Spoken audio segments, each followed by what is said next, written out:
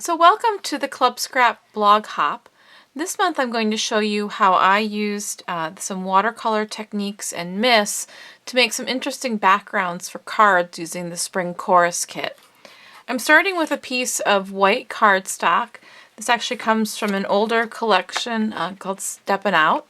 And it's a really nice watercolor paper, so it's going to be really good for these techniques with mists and lots of water that I'm going to use today. And first I'd like to demonstrate showing what these mists do with water and without water. So I'm going to put my hand on one side of the paper, and I'm going to spray the other side and get it pretty saturated and damp. Then I'm going to take, this is the Blueberry Shake mist, and as I spray it, you'll see that on the side where it has water on the right here, it's very misty and sort of mottled and sort of really looks like I laid down some watercolors. And on this side the color's a little more intense, but it's also much more discreet. It's not kind of pooling and going around. It's very much, you can still see the dots and the white. So I like this sort of effect more for the cards that I want to make today. So I'm going to show you how I made a background for a card using lots of water and a couple different mists. So here I have a nice clean piece of paper. I'm going to saturate the whole piece with water.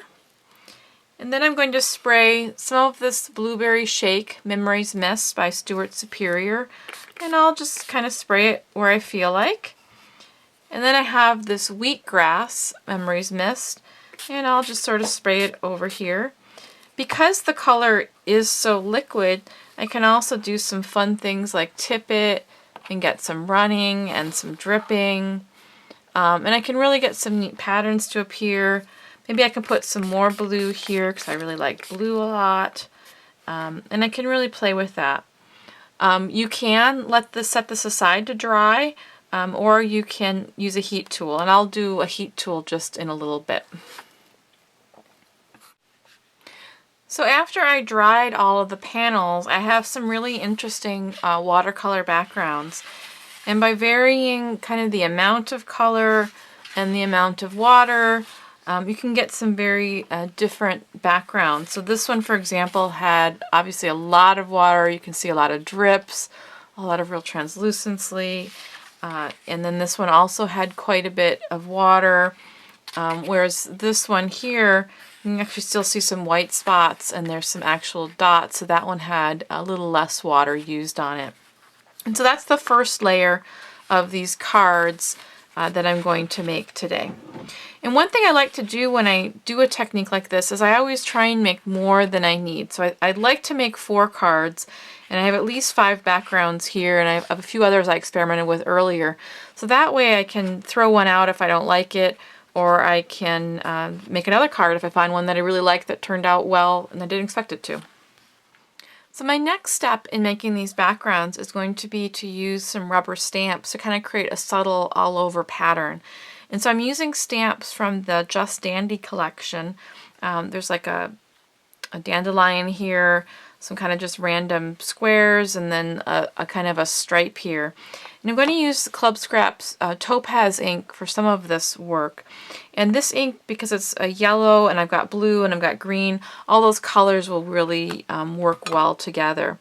So I'm just going to kind of pick a couple of these images and then make sure that I stamp off the edge and that I rotate my paper so that my stamp isn't going in the same location all the time. And I'm just going to kind of go through and stamp however I'd like so that I get sort of an all-over pattern that sort of melds with the colors that I already have on there. So I'm going to continue and do that with all the panels using a variety of these stamps. So now I've finished stamping my initial layer of images, and I tried some different things. On this one I tried the leaf ink from Club Scrap. I wasn't quite as happy with this one, so I did switch back to the Topaz. Notice that I don't always use the same stamps, and I usually stamp off the page. I don't always use the whole image. This is only a small part of the image. This is a small part of an image. And I'm just trying at this point to get some texture and something in the background that looks interesting. And to be honest with you, at this point, I'm not in love with all of these either. So I just kind of keep going and see what happens. Third layer I'm going to use more of a text-based stamp, and I really want something a little, so right now it's sort of a little washed out, a little watercolory. Can't really see much of what's going on. I want a little more boldness in there. So this has got a lot of text and some of the same patterns repeated in a smaller way. I'm going to use just a little ink cube. This is the Marine ink, a palette ink pad. And I'm going to kind of just randomly stamp this on here. What I don't want is harsh lines, and I don't want a square to show up on my image. So I'm going to do that and just sort of stamp it so I get sort of this impression of some text and this impression of some pattern. But I'm not trying to get a perfect impression. I'm not trying to get the whole image. I just want to get some pieces of texture in here. And I'm going to do that on a few. I'm going to do some horizontal and some vertical because I'm not sure which direction all the cards are going to go in. And because this has a line in it, I want to make sure that I can use these panels in different ways. So I'm going to continue to do that with all of the cards, and then I'll be back. So now I'm done with my third layer, and you can see some of this text is on the image as well as this pattern. And my final step here is going to be take this palette ink again. I'm going to use an ink applicator. This is also from Club Scrap. And I'm going to pick up some of the ink with my applicator, and I'm going to rub it onto the edges of my card. And I'm going to make sure that I rub first on the white paper and then onto my card panel, and that will avoid a lot of those harsh lines that you might see otherwise. You get a nice soft edge. What that's going to do is it's really going to kind of frame out this pattern, sort of lose some of the amorphousness because of the watercolor, and sort of pull it all together. Got this nice blue, it's bold, it matches with the other colors, but it's a little darker. It'll kind of create a little bit of a frame around these panels that I'm going to be using. So there's the panel. I'm going to continue and do that with the rest of the panels. So the final step is I look at the panels that I've pre-cut from the Spring Chorus collection. These are 4 3/4 by 6 3/4. I also have these photo mats that are cut to 4 1/4 by 6 1/4 by Club Scrap. So if I think I need an extra matte or a little extra contrast, I can use one of these. And I take the panels that I've made and I see which ones maybe I like best on which pieces of paper. I don't see a lot of contrast, for example, between these two. So this particular one looks like one that I'm going to need a little bit of a matte to kind of help set that off. Or maybe I might want a blue matte because there's so much blue in this particular one, so that it really stands out just a little bit more.